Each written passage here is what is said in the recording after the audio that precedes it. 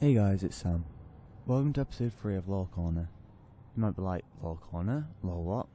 So to start, I'm going to explain. I know a hell of a lot about Warcraft Lore, too much if you ask me. I play on a roleplay server and some people just seem to be really dopey. It's not that many people, but when you see Scarlets marrying Night Elves, you kinda want to punch them. So, this is my attempt to improve things. I'm going to share my knowledge of Warcraft Lore, and hopefully improve other people's knowledge as well. I'll also hopefully improve people's role-playing skills, and you never know, maybe get people interested in the game. Last episode we spoke about the Second War, which resulted in the Orcs retreating to the position they're in now. If you miss it, I recommend going back and watching it. I'll leave an annotation somewhere on the screen for you to click and watch. So, without further ado, we'll get straight into the third episode. This episode is about the Invasion of Draenor.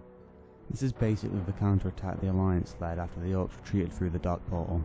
The Orcs retreated after being defeated in the north, and their leader, Ogrim Doomhammer, was taken prisoner.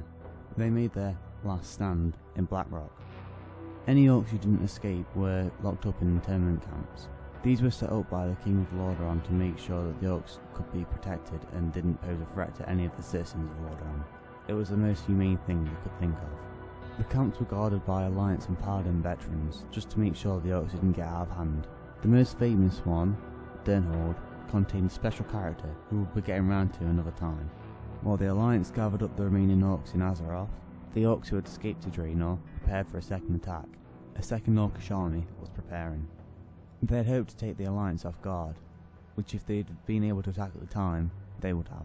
This is where we introduce Ner'zhul, the new leader of the Horde. Ner'zhul was the former mentor of Gul'dan. He was a very wise shaman, and probably one of the closest things that the Orcs ever had to a leader. Before the corruption, that is, of course. He was tricked into serving the Burning Legion, which he regrets. After being asked to lead the Horde, Ner'zhul started seeing visions of death, which he assumed was his. Due to this, he accepted, thinking it wouldn't last that much longer. He rallied all the Orcs, explaining he had a plan. His plan was to open more portals, so they could invade new lands and get new resources.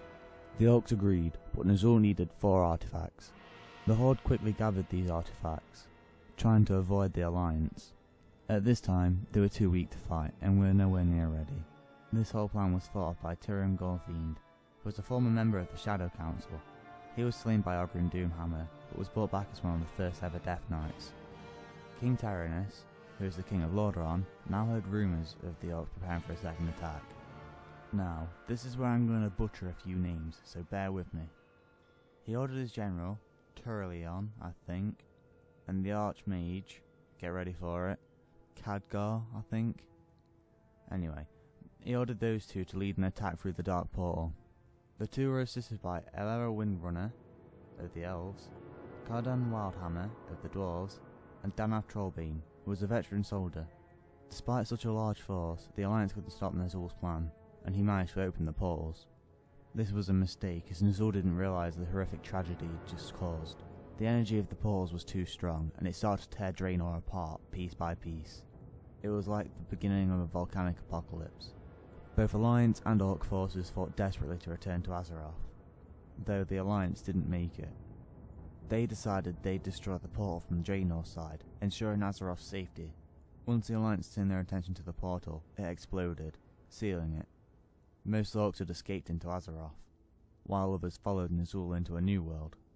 With one final gigantic explosion, Draenor was torn to pieces, and was finally destroyed. So, to shorten it all into a sentence or two, Ner'zhul becomes the leader. He gets a plan to invade new worlds, and the Alliance decide to stop it, but they fail. Draenor gets torn to pieces by the plan, and everyone but the Alliance forces escape. Thanks for watching. I hope you enjoyed it, and I hope this benefited you. I'm going to try and keep them to this length. Unfortunately, the last episode was a bit longer than this.